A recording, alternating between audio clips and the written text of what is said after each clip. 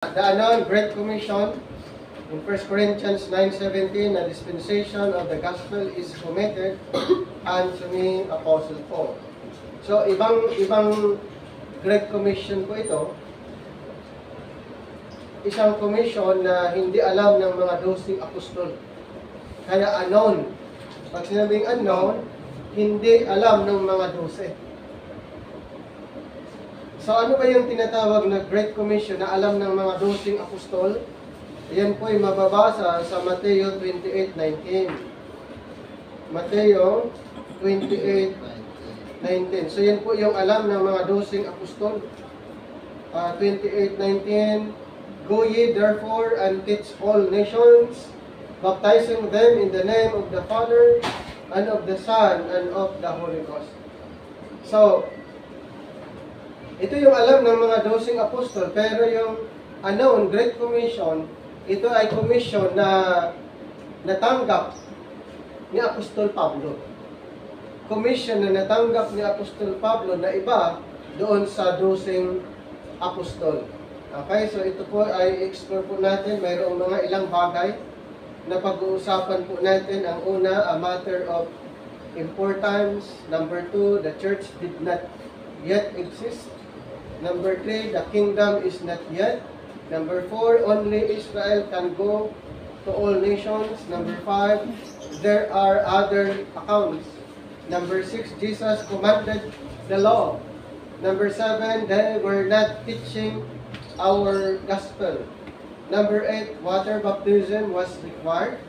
Number 9, the kingdom apostle halted this commission. Number 10, Christ gave Paul a greater commission. So meron po tayong mga ilang bagay, pag-uusapan po natin ang tungkol sa commission. Yung number 1, a matter of importance, in Matthew 28:19-20, ito po yung utos ng Panginoon sa mga apostles, at ito na may karamihan na tinatawag Great Commission na sinasabing go unto all nations. So sino po ang inutusan ng Panginoon dito sa Matthew 28:19 ay ang mga apostles. Okay? Yung mga apostles na mostly ito po ay ginagamit ng halos lahat ng mga preachers, teachers, pastors, missionary, na sila daw ang nakagawa dito sa Matthew 28:19 na tinatawag Great Commission, na kung babasahin natin ang context ay tumutukoy lamang sa mga apostol. At since na mga apostol na ito ay para sa Israel, so yung pagpunta nila sa iba't ibang bansa para mangaral, actually yung pangangaralan nila ay ang mga Israelites lang din. Okay, dahil ang pinaka-primary focus, mission ng mga apostles ay to the lost sheep of the house of Israel.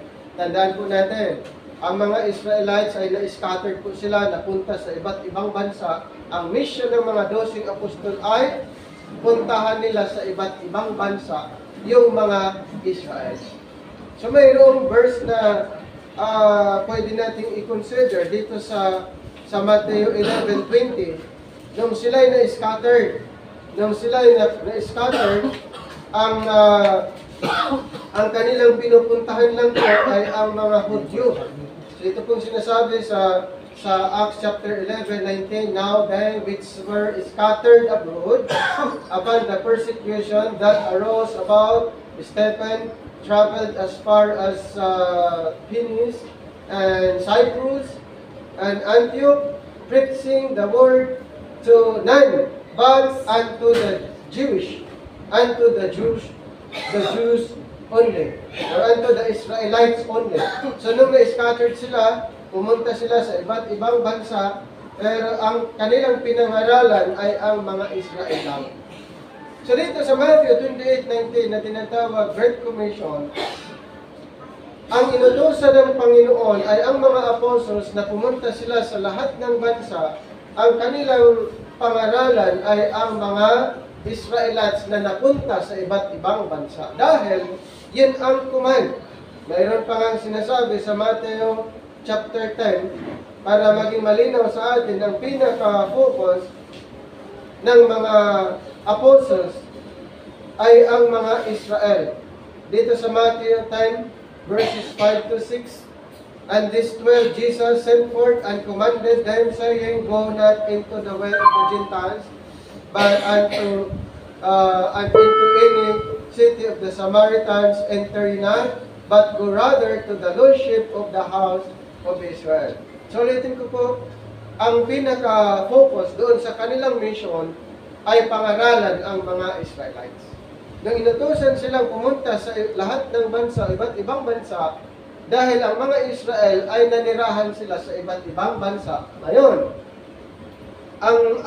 ang utos, pupuntahan nila yon at ipangaral ang tungkol sa kaharian ng Panginoon. Sino ang pupuntahan ng mga apostol sa iba't ibang bansa? Yung mga Israel lang din. Okay, pag na-convert lahat ng Israel, doon lang po isusunod ang mga Hintel. Okay? Doon lang po nila isusunod. Pero, pupunta sila sa iba't ibang bansa, ang pinakaunang pupuntahan nila, turuan, mga Israel muna. Pag na-convert ang mga Israelites, sila yung ang next nilang mission, mga Hintel naman, para matupad ang Mosaic Covenant. Ano yung Mosaic Covenant? Sila po ay tinatawag Kingdom of Priests. Since na sila yung Kingdom of Priests, sila ay mag-serve sa ibang bansa, sila ay mangaral sa ibang bansa. Pero dito po sa Matthew 28:19 to 20, ang mga apostles inutusan sa iba't ibang bansa na pumunta sila doon, ang mga Israel po ang tuturuan nila. So, ang Great Commission na sa Matthew 28:19 ay hindi po commission na tayo pong mga believers ngayon kasama doon. Bakit? Dahil ang utos sa mga apostol. Ngayon, ang tanong, ano ba ang utos para sa atin? Yan pong tinatawag na binasa natin kanina, the Anon Great Commission. Doon po tayo. Hindi doon sa tinatawag Great Commission sa Matthew 28:19 na ibinigay ng Panginoon sa mga 12 apostol, hindi po kasama doon ang mga pastor, ministers, preachers sa Matthew 28:19. Bakit? Exclusive. Ang inutusan doon yung mga apostles lang. Ang Anon Great Commission na ibinigay ng Panginoon kay Apostle Paul, dito po tayo kasama. Basahin natin yung marching order na kasama tayo. Dito po sa 2 Corinthians 5:18 to 20. And all things are of God, who hath reconciled us to Himself by Jesus Christ, and hath given to us. So kasama. Kumbaga us, we, believers, kasama tayo. Believers ngayon, given unto us. Doon sa Matthew 28:19, given unto the 12, given unto the apostles. Dito po sa 2 Corinthians 5:18 to 20, given unto us the ministry of reconciliation. The way that God was in Christ reconciling the world unto Himself, not imputing their trespasses unto them, and hath committed unto us the word of reconciliation. Then ang tawag pa sa mga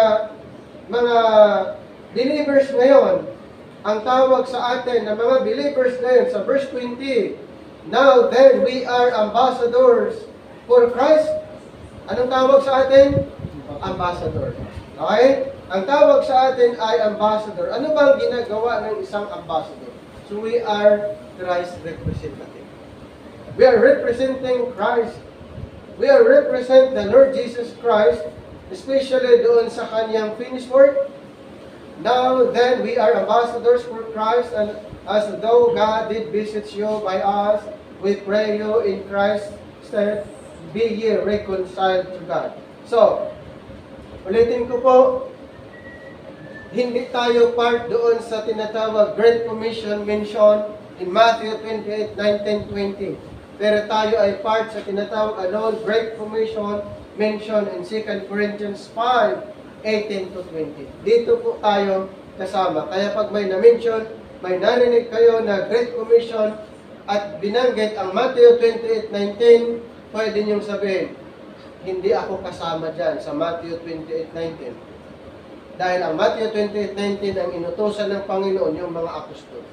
Pero, pwede nating sabihin, ako ay bahagi sa unknown Great Commission na ibinigay ng Panginoon kay Pablo. At si Pablo, na bilang ating apostol, ay nagiging kasama din po tayo bilang followers. Kaya sabi dito sa 2 Corinthians 5:18 to 20, na God had given unto us the ministry of reconciliation. At ano po ang message doon? Habang ipinapangaral natin ang reconciliation, yun pong message of the cross. Sa pamagitan, sa ginawa ng ating Panginoon, tayo po ay na-reconcile.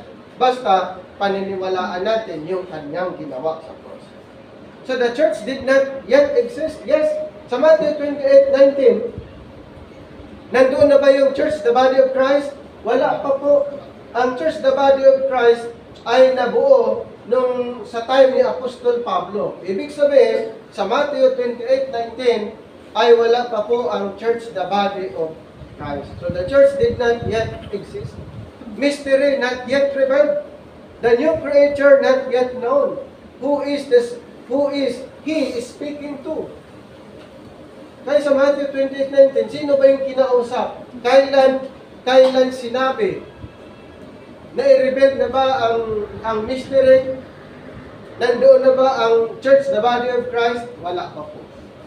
So malinaw, ang Matthew 28:19 to 20 ay hindi po Great Commission para sa ating mga believers ngayon. Yan po ay commission na ibinigay ng Panginoon doon sa mga 12 apostol. Matthew 19:28, dito po kung babasahin natin, tungkol po sa magiging ministry ng mga apostles pag ang Panginoon ay naghahari. Sa Matthew 19:28, and Jesus said unto them, Verily I say unto you, that ye which have followed me in the regeneration, when the Son of Man shall sit in the throne of his glory, ye also shall sit upon 12 thrones, judging the 12 tribes of Israel. So ang mga 12 apostol, ito po ang kanilang maging ministry when Jesus Christ establish His kingdom. Kung i-establish ng Panginoon ang kanyang kaharian dito sa lupa, ang mga apostol na ito ay kanyang binigyan ng karapatan, authority na magiging judging the 12 tribes of Israel. And in Matthew 28:16, so this mission given to the 12 apostles of Israel. So, wala pa po ang church, the body of Christ, hindi pa na-reveal ang mystery. Kaya doon sa Matthew 28:19 to 20 ay ang pinangaralan, inutusan, binigyan ng authority ang mga apostles. At hindi po kasama si Apostol Pablo doon sa Matthew 28:19. At sino ba si Apostol Pablo para sa atin? Siya po ang apostol natin. Okay? Si Apostol Pablo, ang apostol ng mga Hintil, hindi po yung 12 apostol. Kaya yung Matthew 28 na nabanggit natin ay commission, Great Commission para sa mga apostles, at ang kanilang mission ay sa mga Israel. Bakit sila pumunta sa iba't ibang bansa? Dahil ang Israel ay napunta sa iba't ibang bansa at ang mission ng mga apostles kanilang pupuntahan yun. At ipangaral ang tungkol sa paghahari ng Panginoon. So the kingdom is not yet. Gusto mong basahin ang Hebrews number 2. Hebrews 2:7 and 8. In all things, showing thyself a pattern of good works, in doctrine showing uncorruptness, gravity, sincerity, sound speech, that cannot be condemned, that he that is of the contrary part may be ashamed, having no evil thing to say of you. So, tandaan natin that the power is given him, but he has not yet put down other powers. So the kingdom is not being furthered on earth today. Ang kaharian na ipinapangaral ng mga apostol, even the Lord Jesus Christ and John the Baptist ay hindi pa po na-establish sa panahon natin ngayon. Kaya gusto kong basahin din ang 1 Corinthians, patunay na ang kingdom ay hindi pa po. 1 Corinthians chapter 15, 23. 15, 23 to 26. Ito po ang sinasabi. But every man in his own order Christ the first fruits, afterward they that are Christ at his coming. And then cometh the end, when he shall have delivered up the kingdom to God, even the Father, when he shall have put down all rule and all authority and power. 25, for he must reign till he hath put all enemies under his feet. The last enemy that shall be destroyed is death. So kaya ito yung patunay na hindi pa po na-establish yung kingdom. Bakit? Yung kanyang kalaban, yung ay hindi pa niya sumuko. The kingdom is not being furthered in 2 Corinthians 4:4. Bakit kaya? 2 Corinthians 4:4, ganito po. In whom the God of this world hath blinded the minds of them which believeth not, lest the lights of the glorious gospel of Christ, who is the image of God, should shine unto them. Tandaan po natin, ang ginagawa ni Satanas ay kanyang bubulagin ang isip ng karamihan para hindi maunawaan ang Ebanghelyo. Para hindi maunawaan ang gospel of Christ, ang isang ginagawa ni Satanas ay kanyang bubulagin ang kaisipan ng karamihan na kahit anong pangaral, kahit anong pag-introduce mo sa Ebanghelyo, ito po hindi nila paniniwalaan. Bakit kaya? Ang kanilang kaisipan ay binulag ng Diyos ng daigdig na ito. Sino ba ang Diyos ng daigdig na ito? Si Satanas. Ang kanyang desire, ang kanyang misyon para hindi maunawaan ang Ebanghelyo ay kanyang bubulagin ang kaisipan ng tao. Nakuha niyo yung point ko doon, binubulag niya ang isip ng tao. Ngayon, kung i-introduce mo ang katotohanan, hindi nila tatanggapin. Kahit sabihin mo ito yung totoo, hindi nila tatanggapin. Mayroon pang verse sa Ephesians chapter 2 verse 2. Ephesians chapter 2 verse number 2. Wherein the time past ye walk according to the course of this world, according to the prince of the power of the air, the spirit that now worketh in the children of disobedience. So sino po yung tinatawag na the power of the air? The power of the air, the prince of the power of the air. Ito po yung si Satanas at ang kanyang mga kasamahan. Okay, yung kanyang mga demons. Sila po yung tinatawag na the prince and the power of the air. Siya yung tinatawag God of this world. At mayroon pang na-mention sa Ephesians chapter 6 verse number 12. For we wrestle not against flesh and blood, but against the principalities, against powers, against the rulers of the darkness of this world, against spiritual wickedness in high places. Yan po ang work ni Satanas. From doon sa high places, okay, high places, the power of the air, darkness, ang dami po. Sila, si Satanas at ang kanyang demons ay inoccupied po niya ang mundong ito. Kaya pala, siya po ay binansagan na God of this world. At isa sa kanyang ginagawa ay binubulag niya ang kaisipan ng tao para hindi maunawaan ang Ebanghelyo ni Kristo.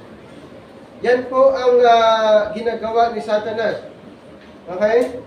Kaya, tuloy pa rin ipapangaral ang katotohanan hanggang ma-enlighten ang kaisipan ng tao. So Ephesians 1:18, the eyes of your understanding being enlightened, that ye may know what is the hope of his calling, and what the riches of the glory of his inheritance in the saints. So ma-open, mabuksan ang kanyang pangunawa. So tuloy-tuloy lang ipangaral ang salita ng Panginoon, tuloy-tuloy lang iparinig ang mensahe ng katotohanan. Darating ang panahon, maunawaan, maitatak sa puso at isip, at ang tao ay mag-decide maniwala. Habang buhay pa ang tao, mayroon pang chance maligtas. Mayroon pang chance na maligtas habang buhay pa ang tao. Kaya, ang mensahe ng kaligtasan ay para sa mga buhay. Kaya patuloy nating iparinig, patuloy nating ipangaral ang mensahe ng kaligtasan, at musling mag-refuse yung mga tao na binulag ang kanilang kaisipan. Pero, mas powerful ang Ebanghelyo. Bakit? Anong sinasabi sa 1 Corinthians 1:18? 1:18. For the preaching of the cross is to them that perish foolishness, but unto us which are saved, it is the power of God. Ano po ang power of God? Sabi nasa natin, the message of the cross. The preaching of the cross is the power of God. At kung ito'y paniniwalaan, ang mensaheng ito, ang tao po'y maligtas. Okay? Paano maligtas ang tao? Doon sa parusa ng Panginoon, maniwala sa Ebanghelyo. Okay? Paniniwalaan ang Ebanghelyo. Ano ba ang Ebanghelyo na yon? Yung ginawa ng Panginoon sa cross. Ano bang ginawa niya sa cross? Siya'y namatay. Siya'y inilibing. At din siya'y nabuhay. At kung ito'y paniniwalaan ng tao, siya po ay magkakaroon ng transformation. Kasi ang reason kung bakit siya namatay para tayo maligtas, yun yung reason. Hindi naman siya dapat mamatay. Kung tutuusin, ang talagang dapat maipako, parusahan, yung mga nagkasala. Si Kristo hindi siya nagkasala, pero siya ay nagiging makasalanan para tayo maligtas kung paniniwalaan ang kanyang ginawa sa atin. Only Israel can go to all nations, ayon doon sa Numbers 23:9. Bakit kaya? Mayroon silang mission. Nung hindi pa inirebel ang dispensation of the grace of God, ang kanilang mission, ang mission ng Israel, ay pupunta sila sa lahat ng bansa. Numbers 23:9. Numbers, buksan natin ang ating sa Book of Numbers. 23 verse 9. For from the top of the rocks I see him, and from the hills I behold him. Lo, the people shall dwell alone, and shall not be reckoned among the nations. So, the world would be blessed through Israel. Kaya pala, mayroong utos ang Panginoon na ang Israel pumunta sa lahat ng bansa para ma-bless ang ibang bansa. Okay? Para ma-bless ang ibang bansa. Kaya, kailangang masave mo ng Israel. Pag nasave ang Israel, that time, sila'y magiging blessing sa mga hintel. Okay? Sila po ay magiging blessing sa mga hintel. Basahin natin yung Lucas, Luke chapter 24. Luke 24 verse 47. 24:47 ng Lucas. Ito po. 47. And that repentance and remission of sins should be preached in his name among all nations, beginning at Jerusalem. And ye are witnesses of these things. And behold, I send the promise of my Father upon you, but tarry ye in the city of Jerusalem, until you be endued with power from on high. So yun po yung mission. Punta sila, ipapangaral ang kaligtasan, particular sa mga Israelites, and then yung mga Israel, magiging blessing sila sa mga Hintil. This is not the nations going to Jerusalem in Romans 11:11. So sa Romans 11:11,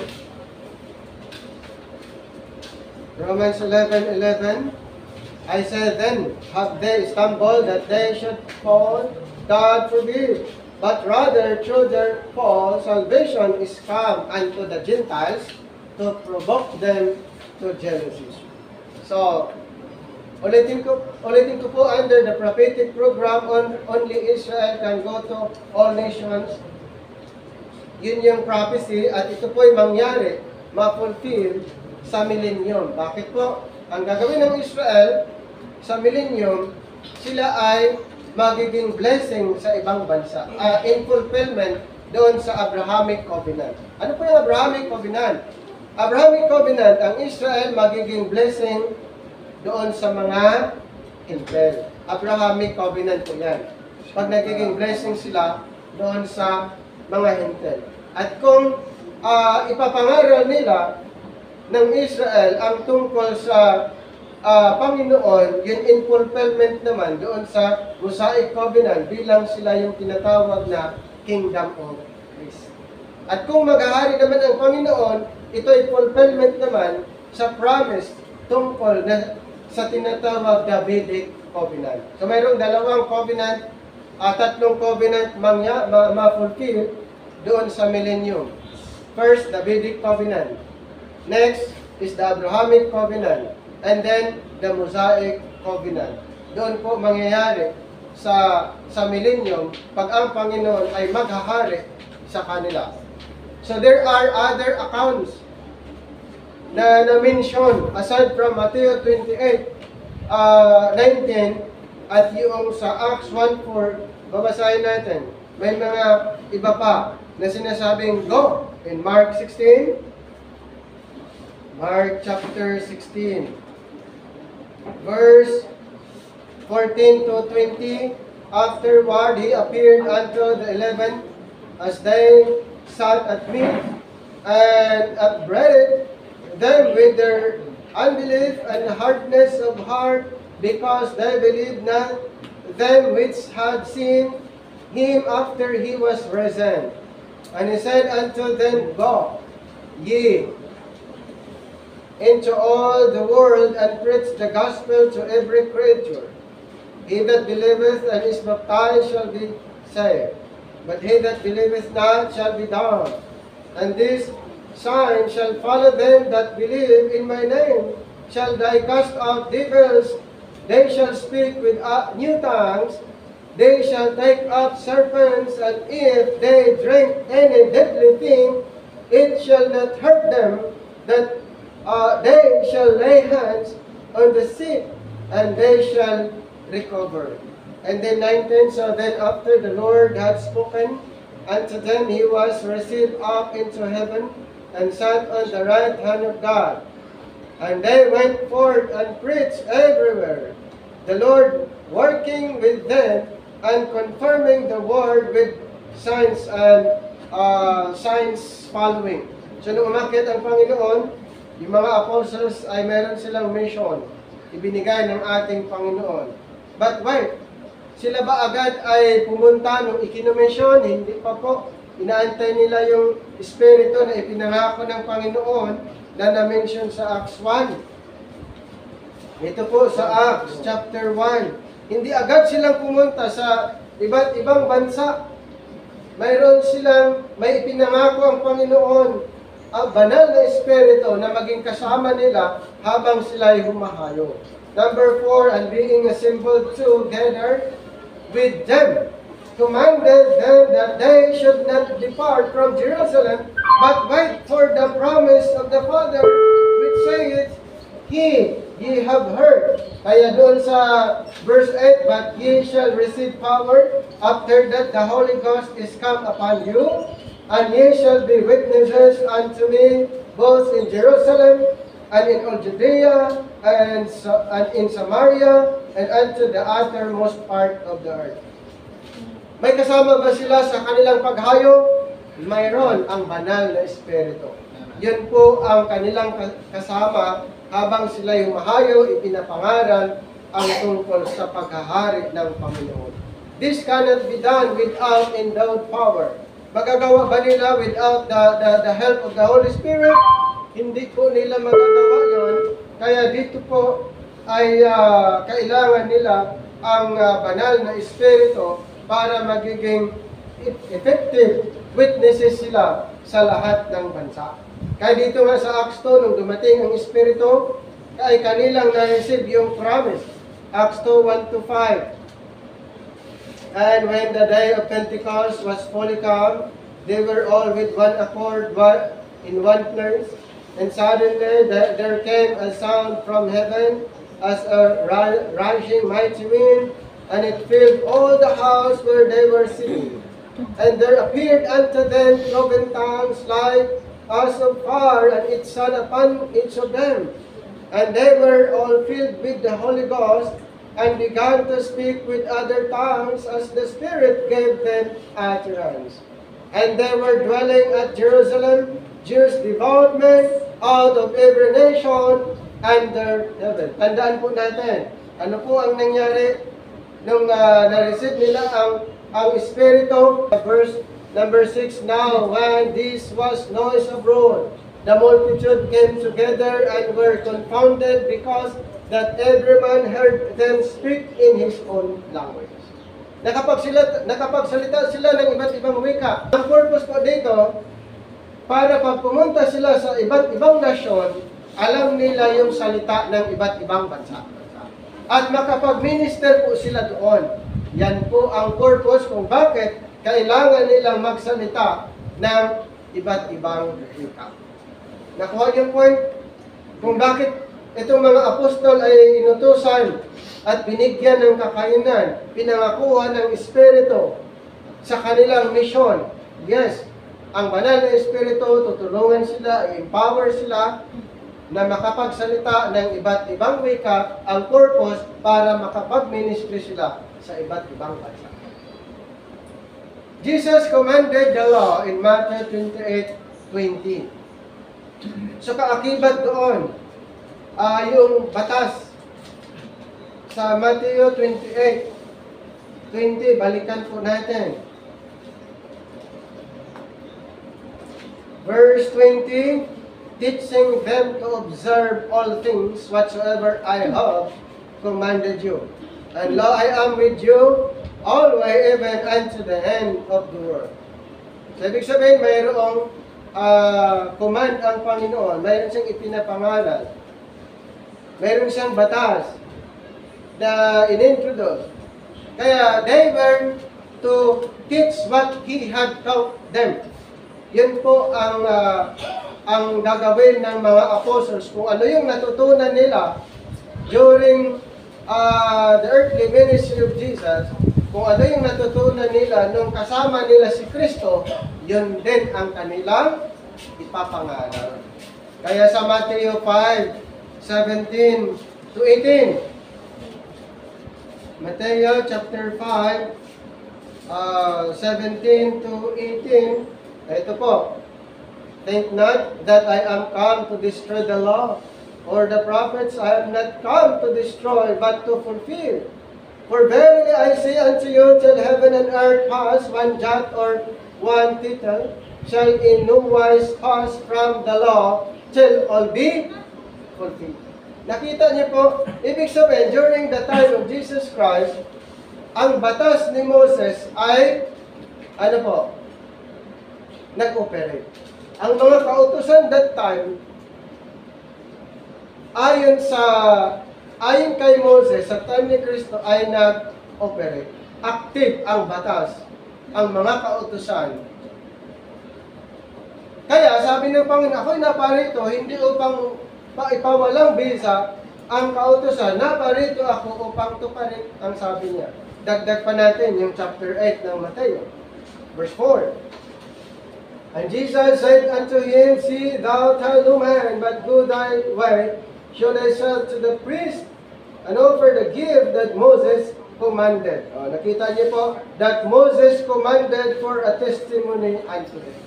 So malinaw po na during the time of Jesus Christ, active ang law of Moses, and then the 12 apostles were commanded to do design. Gagawin din po nila kung ano yung nakasaad doon at susundin nila kung ano yung nasa kautusan. Then Jesus did from the beginning. John 15:27. John 15. John chapter 15, ito po verse 27. And ye also shall bear witness, because ye have been with me from the beginning. Sino po? Yung mga apostles. Kasama po sila ng ating Panginoon from the beginning. His ministry. Itong mga apostles. Idagdag pa natin yung chapter 20 ng John. Chapter 20, verse 21. Ito po. Then said Jesus to them again, Peace be unto you, as my Father hath sent me, even so sent I you. At in Romans 15:8. So, ulitin ko po, malinaw na ang mission ng Panginoon ay doon sa mga Israelites. Malinaw na ang tinutukan ng Panginoon ay ang mga Israelites. Kaya nga pumili siya ng mga apostol or 12 apostles for the 12 tribes of Israel. At isa pang na-mention ni Kristo sa Romans 15:8 na siya po ay minister doon sa mga circumcision. So verse 8, Now I say that Jesus Christ was a minister of the circumcisions for the truth of God, to confirm the promises made unto the fathers. Ano bang purpose kung bakit si Kristo nangaral? Nangaral po siya dahil yun yung pangako. Isa pang reason, yun po ang confirmation po sa sinabi kay Abraham doon sa mga forefathers.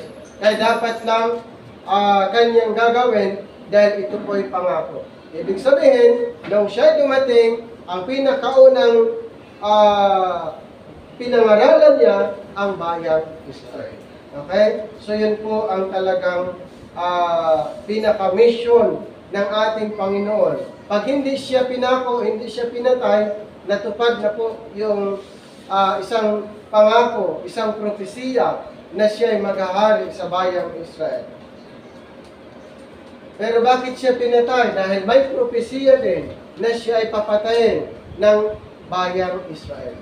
May propesiya din, since na hindi siya natuloy na maghari nung first coming, may propesiya na matutuloy na maghahari siya sa second coming. Okay? Pero sa bayang Israel, niya sinabi, sa bayang Israel, yung mensahe, naka-focus. Ang tanong, ano naman ang mensahe na para sa atin? Ito nga po ang good news. Ang Panginoon nagbukas ng panibagong programa, yun pong tinatawag the dispensation of grace, na kung saan tayo na mga hintil ay kasama doon sa programa na yon. Paano magiging kasama sa programa na yon? Maniwala. Okay? Maniwala po sa ginawa ng Panginoon. Yun ay lagi nating ini-emphasize dahil yun ang napakahalaga, kaligtasan. Ang napakahalaga po, ang kaligtasan ay maunawaan. Dapat paniwalaan na ang tagapagligtas ay ang Panginoong Hesukristo nung siya'y namatay, inilibing at nabuhay. Paniniwalaan natin yon, magkakaroon ng transformation. Kung papaniwalaan natin yung kanyang ginawa sa cross, tayo po ay idideklarang righteous sa harapan ng Panginoon. Tayo po ay idineklarang justified sa harapan ng Panginoon. At diniklara, aside from justification and righteousness, sinilyohan niya ng banal na Espiritu ang mga naniniwala. At hindi lang yun. Nung tayo naniniwala doon sa kanyang ginawa, tayo ay nakakasumpong ng kapatawaran. At isa pa, yung ating destination ay hindi na sa lake of fire. Ang ating destination ay papuntang langit na po. Ganun po, kung paniniwalaan yung kanyang ginawa sa cross. Kaya dito, sa binasa natin sa Matthew 20, verse 19, at yung iba pang verses na mention na nakafocus doon sa mga apostles, hindi po tayo kasama sa kanilang mission dahil ang kanilang mission nakafocus lamang sa Israel at ang gospel na kanilang ipapangaral ang gospel of the kingdom. So, in John chapter 20:23, ito na may patungkol sa pangangaral, pero dito po, they were not teaching our gospel. Anong gospel ang kanilang ipinapangaral? Anong gospel ang ipinapangaral ng mga apostol? The kingdom gospel. Ano ba yung gospel na ipinapangaral natin? The grace gospel. Magkaiba ba? Malaking pagkakaiba. Malaking pagkakaiba kasi ang mga apostol ipinapangaral ang tungkol sa kanan at ang ipinapangaral natin ay tungkol sa biyaya ng Panginoon. Ang kanilang ipinapangaral ay tungkol sa pangalan ng Panginoong Jesucristo. At ang ipinapangaral natin ay tungkol sa ginawa ni Kristo. Magkakaiba po yun. Yung sa pangalan at saka yung kanyang ginawa. Ang nangangaral tungkol sa pangalan ni Jesucristo ay ang mga apostol. Yun ay effective during that time.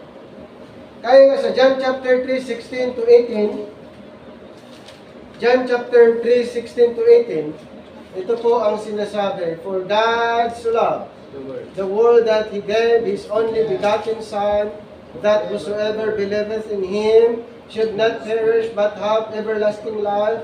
For God sent not His Son into the world to condemn the world, but that the world through Him might be saved.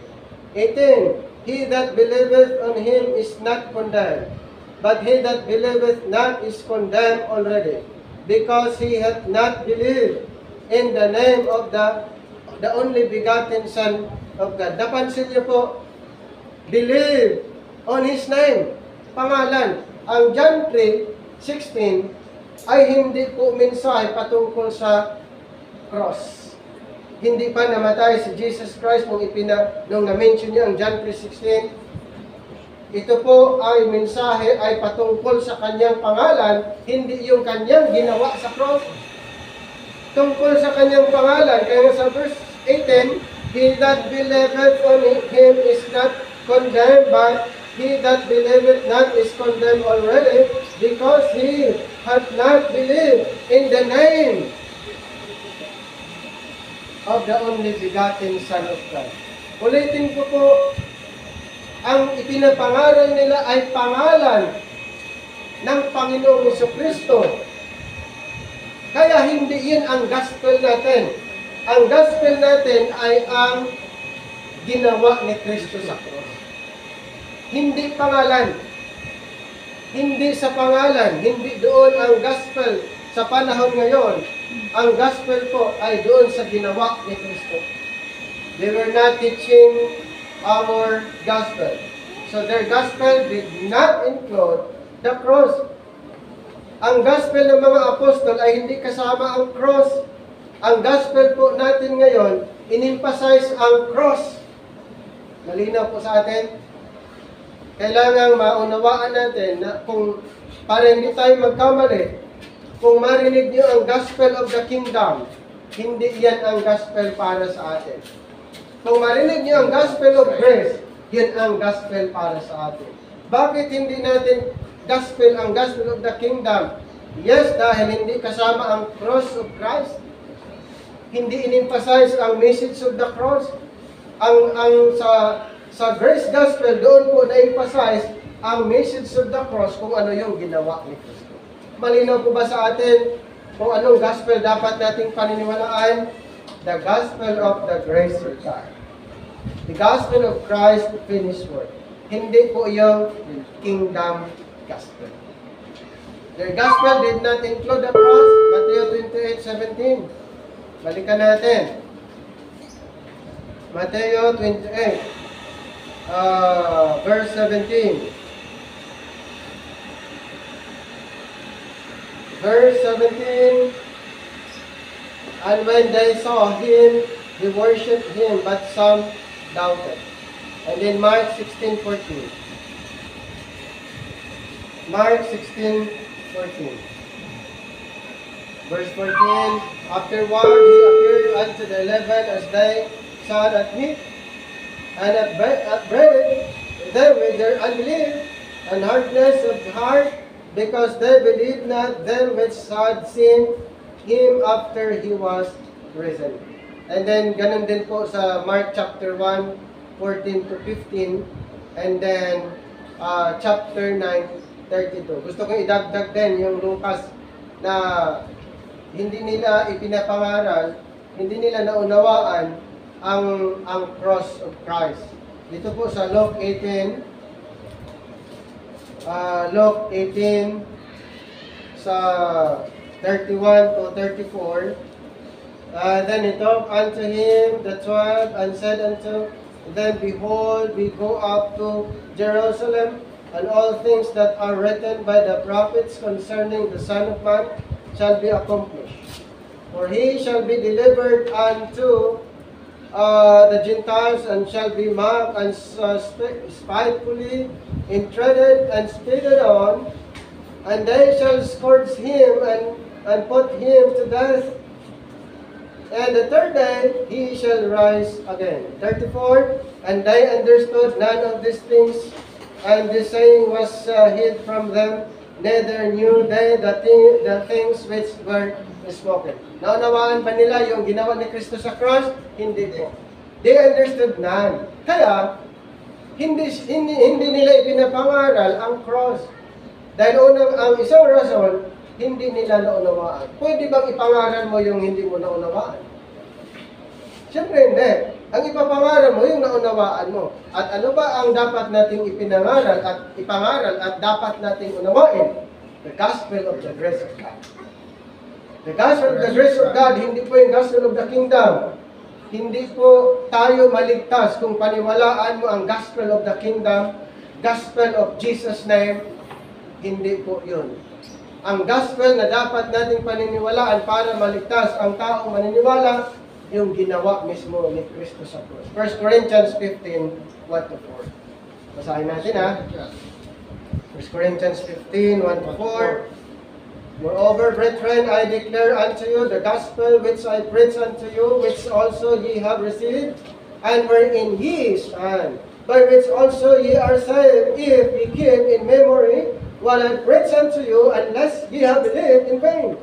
For I delivered unto you first of all that which I also received, how that Christ died for our sins according to the Scriptures, and that He was buried, and that He rose again the third day, according to the Scriptures. Ito po yung gospel natin yun. Paniniwalaan mo ito, ikaw ay maliligtas. Pero kung paniniwalaan mo yung kingdom gospel, the gospel of Jesus' name, walang kaligtasan doon. Pero noon, meron. Ngayon, hindi. Hindi ka maligtas doon sa pangalan. Maliligtas ka doon sa kanyang ginawa kung paniniwalaan. They could bind and loose or remit and retain sins. Ito po ang matindi sa kanila, sa mga apostles. They could bind and loose or remit and retain sins ayon sa kanilang natanggap na misyon. Matthew 16:19. Ito po. Matthew 16, 19. 16 verse 19. Okay. And I will give unto thee the keys of the kingdom of heaven, and whatsoever thou shalt bind on earth shall be bound in heaven, And whatsoever thou shalt loose on earth shall be loosed in heaven. Kailan ito mangyayari? Ito po ay mangyayari sa milenyo. Okay? Sila po ay binigyan ng authority. Since na ito mga apostles ay magiging judges sila, that judging the 12 tribes of Israel, kaya mayroong binding and loosing, ito po ay part ng mission ng mga 12 apostles. Mayroon ba tayong karapatan mag-bind and mag-loose? Hindi, kasi hindi natin ito mission. Ito ay mission ng mga apostles. And then 18:18, dagdag pa natin. 18:18. Anong sabi? Verily I say unto you, whatsoever ye shall bind on earth shall be bound in heaven, and whatsoever ye shall loose on earth shall be loosed in heaven. Ganun lang din, parehas.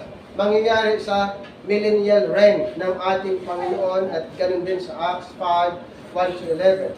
So ito po ay part ng mission ng mga apostles. Ulitin ko po, hindi tayo kasama doon. Iba ang mission natin mga kapatid.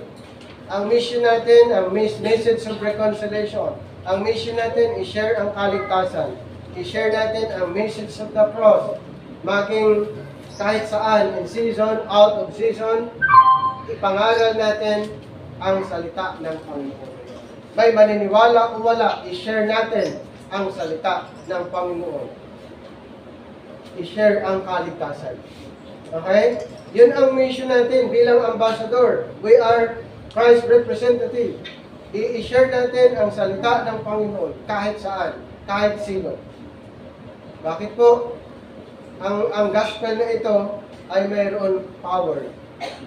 The preaching of the cross is the power of God unto salvation. So, number 8, water baptism was required sa mga apostles. Ni-required yung bautismo sa tubig. Matthew 28:19, balik tayo doon. Matthew 28:19, kaya hindi ito commission natin, yung Great Commission na tanggap ng mga apostol, hindi natin commission. Kasi sila inutosang mang bautismo, tayo hindi. Okay? Ang mga apostol, inutosang mang bautismo, tayong mga believers yan, hindi. Ang utos sa atin, mangaral. Ang utos sa mga apostol, mang bautismo. Bakit kaya inutosan silang mang bautismo? Siyempre naman, hindi nila naunawaan yung ginawa ni Kristo sa cross. Ibig sabihin, magpabautismo sila for the remission of sins.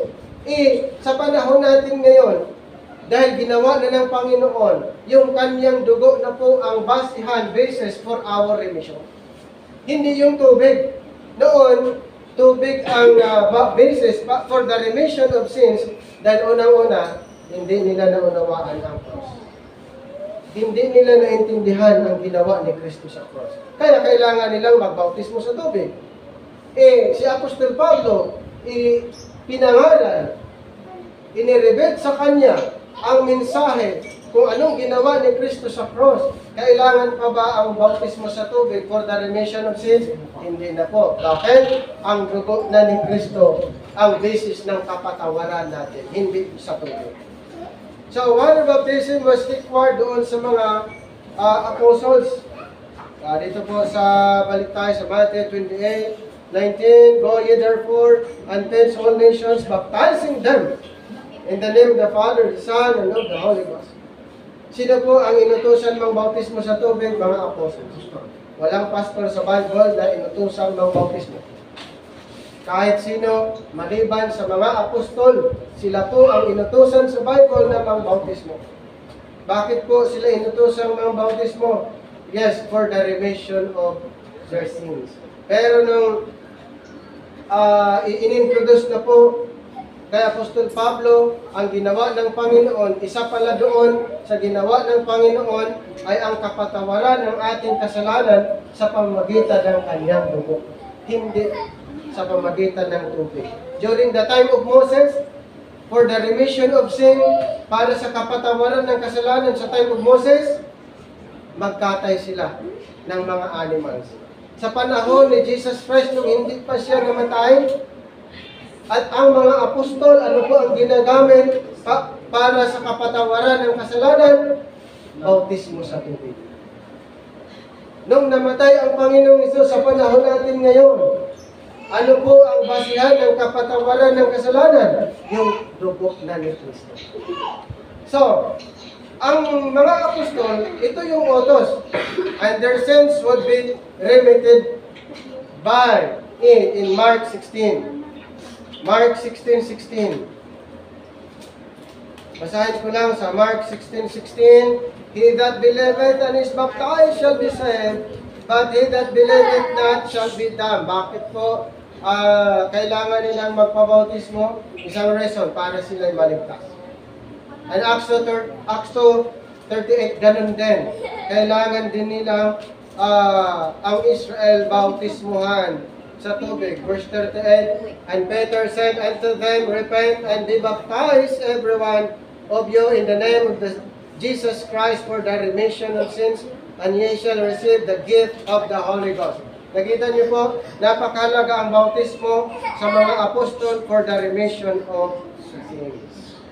Signs of the kingdom would follow.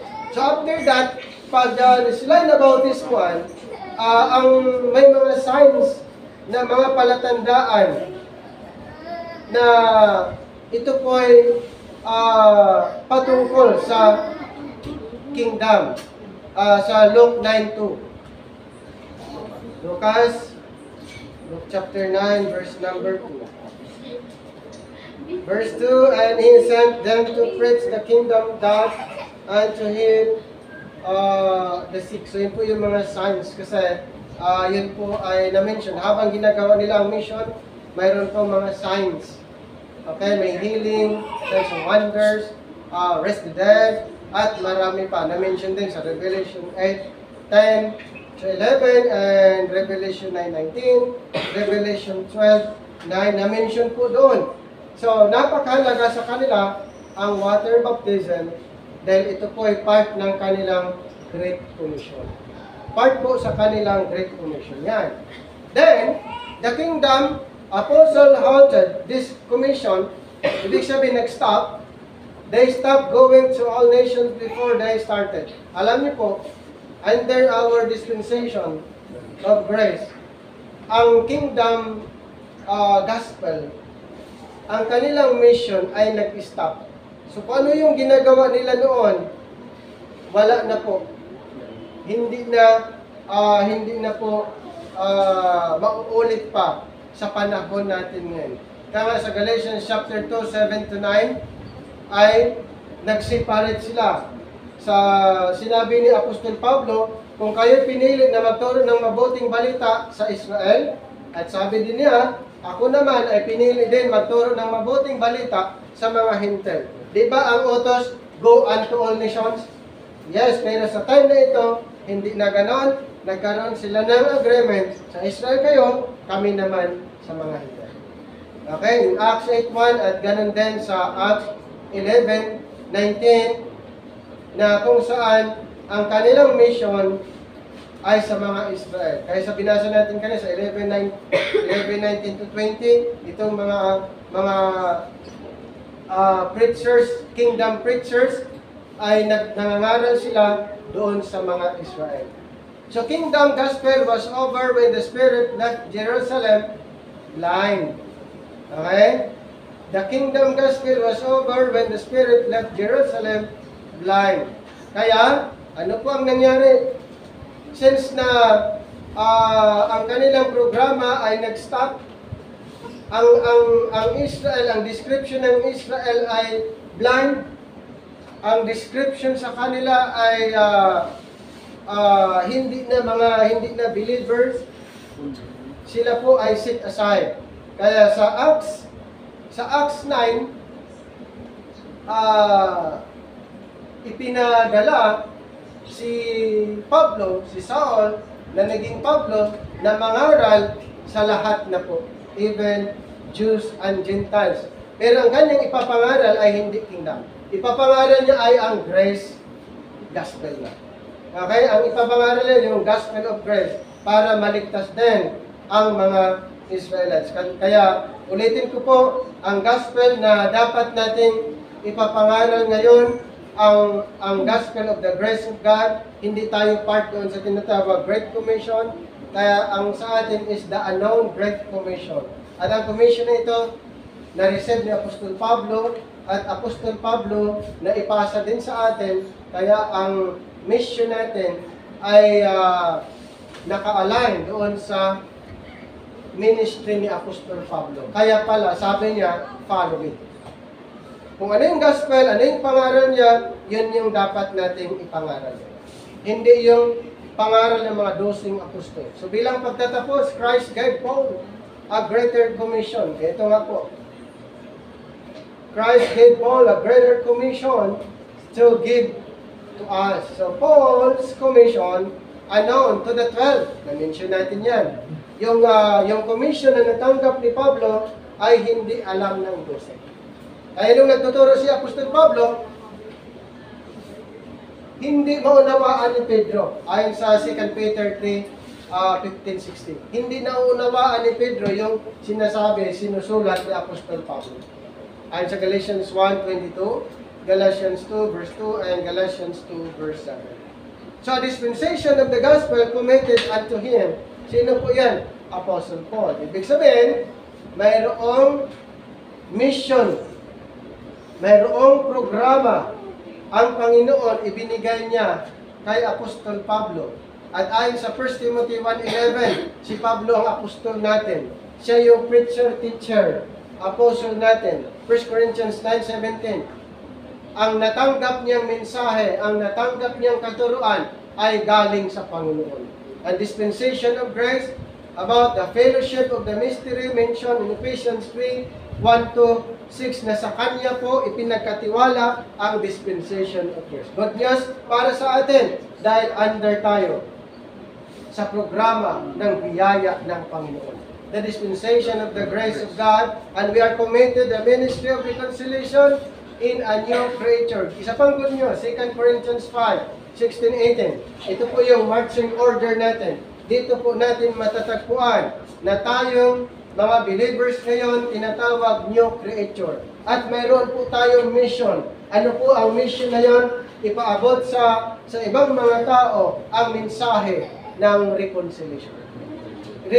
Mensahe ng pagkakasundo. Sino ba ang kaaway ng Panginoon na kailangan ipagkasundo sa pamamagitan ng Ebanghelyo? Yung mga unbelievers.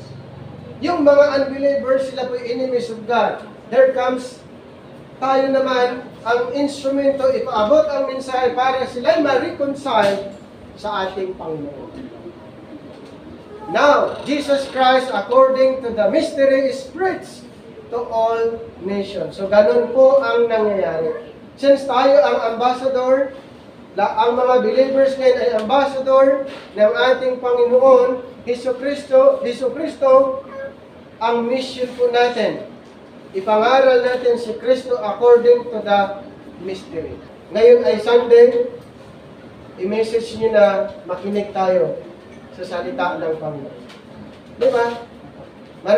Yung mga friends natin na malapit dito, o kung malayo, o may tricycle, alam niyo po, ang sarap isipin na mayroon kang na-invite at nakikinig din katulad mo at maligtas sa pamagitan ng paniniwala sa ginawa. Amen? Kaya ang mission, yun po ang mission natin, Grace Commission. Instead of Kingdom Commission, ang sa atin naman, Grace Commission. Okay po, so tayo po'y manalangin. Panginoon, maraming salamat sa pagkakataon ito na inyong pinagkaloob. Salamat sa presensya ng bawat isa. Maraming salamat sa mensahe. Sa iyo po namin pinagkakatiwala ang lahat sa pamagitan ng ating Panginoon. Amen. Maraming salamat.